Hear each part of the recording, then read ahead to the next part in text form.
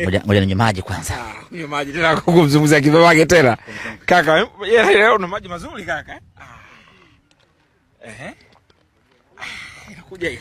Kibabage uweze kumzungumzia ukiwa na kiu. Zungumzie vizuri. Nixon Kibabage. Moja kati ya sajili bora sana ambayo tumeifanya ndani ya timu yetu. Unaweza usinielewe, na shabiki mwenye jicho la kawaida naye anaweza asinielewe, lakini nataka niwaambie wana Simba ya kwamba ni moja kati ya sajili ya maana kweli kweli tumeifanya kwa Nixon Kibabage.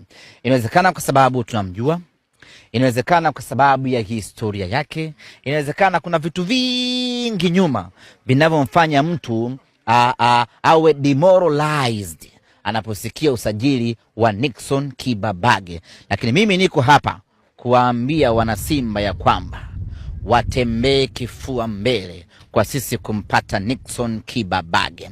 Wana Simba wajivunie sisi kumpata Nixon Kibabage. Wana Simba wavimbe, watune, wajishaue sisi kumpata Nixon Kibabage. Kwanza ni mchezaji ambaye tulikuwa tunamhitaji sana kwenye timu yetu, lakini pili ni mchezaji wa leo na kesho kulingana na umri wake. Lakini tatu, Nixon Kibabage ni mchezaji aliyesoma mpira. Wewe umesoma vitu vyako vingine vya kutangaza, sio vya kuhoji. Yeye amesoma mpira. Ni wachezaji wachache mno Tanzania hii waliosoma mpira. Wengi wanacheza mpira, lakini kusoma mpira ni kwa wachezaji wachache mno, akiwemo Nixon Kibabage.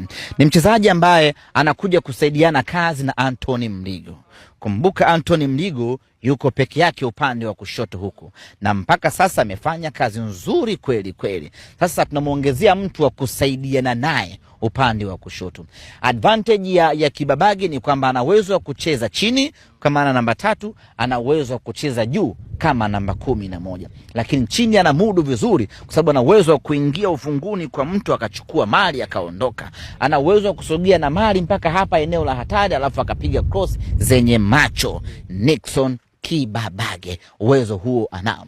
Sasa pamoja na umri wake mdogo, lakini ana experience kubwa. Ameshazunguka sana Afrika hii. Kote huko alikuwa hatembei kuuza mitumba, alikuwa anatembea kukusanya maarifa ya kuja kuisaidia Simba Sports Club. Tumempata Kibabage at very right time, wakati sahihi mno. Amekuiva, amekomaa, ameshashupaa, sasa yu tayari kuisaidia Simba Sports Club. Anakuja kusaidiana na Anthony Mligo kwenye eneo la ulinzi, lakini vile vile kwenye eneo la ushambuliaji. Mlinzi wa kushoto wakati timu inashambulia, naye anakuwa ni mshambuliaji, na Kibabage ana uwezo huo wa kugeuka kuwa mshambuliaji kwa sababu ana overlap. Akifika anaweka mtungi, so anajitwisha ama mwalimu anajitwisha. Maana yake ni kwamba mali zinakuwa hazikauki kwenye lango la mpinzani. Mipira bize kama Kariakoo, mpira unakuwa haukauki kwa sababu kila muda anajaza mtungi, watu wanajitwisha. Nixon Kibabage ana kazi kubwa ya kuongea na miguu yake, sio mdomo. Miguu yake ndiyo inapaswa kuzungumza zaidi, na itazungumza zaidi miguu ya Nixon Kibabage. Kila mtu atagwaya baada ya kumuona Kibabage kwenye mechi 2-3 hivi. Waswahili wanasema jiwe walilokataa waashi limegeuka jiwe kuu. Jiwe kuu ni Nixon Kibabage.